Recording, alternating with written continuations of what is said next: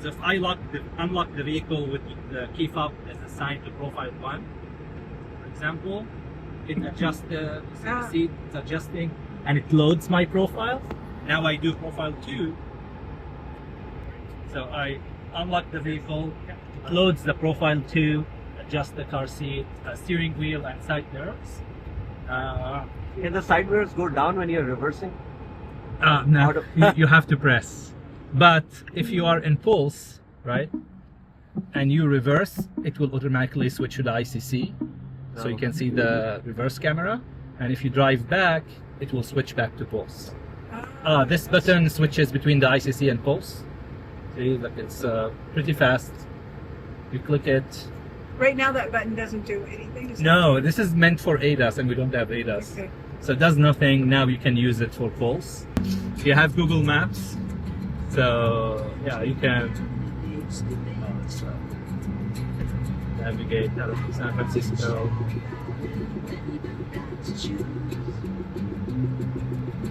So this is navigation. It's a nice screen. Your route avoids a slowdown on Central Freeway near San Francisco. You're on the fastest route. You should reach your destination by 2:35 p.m. Head toward Kenneth Street. Hey Google, anything interesting to see on my way to San Francisco? Here's what I found along your route for anything interesting to see on my way to San Francisco. So you have that. I personally like to drive like this, split screen. So I can see the current energy consumption and I have the map over here. You have a better route planner as well, which is really good if you're doing like road trips, because it tells you where to charge. For example, it's so I want to charge to where is it? Actually, so I want to go to North Star, Tahoe. I can do plan, and it's connected, so it knows 66%, knows the consumption. So let's go to North Star. So optimizing, calculating battery temperature, and drive tells us where to charge as well. So we're going to Electrify America to charge from 17% to 55%, and then we'll get to North Star. What else? So do we know when we're getting these now or not? I'll update in a minute. Okay. This is like Netflix, for example, right? So it also works really well. Home improvement, everything, YouTube, Netflix, whatever you want, Apple TV. So you get any app that you guys want. What about games? Games as well. Wait, let's this. So is this mirroring or is this like... No, it's an actual Android. So you can still use Android Auto and Apple CarPlay for mirroring, but you don't need to. You have built-in navigation. Oh, got it. Okay. Right. So, I don't know. Amazon Music here. Yes, you have CarPlay. So you have CarPlay and Android Auto as well, right? I start using Android Auto. Now I don't use it at all. Only native. It's just faster and better. And I don't need, to use my phone. Like you have native navigation. The phone heats up when you use wireless Android. Oh. It really heats up. Okay, you can feel the phone is really heating up. So you can install games. So I have the FOA modem here. It's in the B pillar over here, hidden. Oh, okay. Yeah, it's under the airbag, the modem. What else? I have WhatsApp, for example, installed, so you can do phone calls from here, everything. Just a regular, like a phone, basically, right? Everything that you have. YouTube, Chrome, it ships with the modem. Yeah. So this is the speed, for example, over here. Let's test it.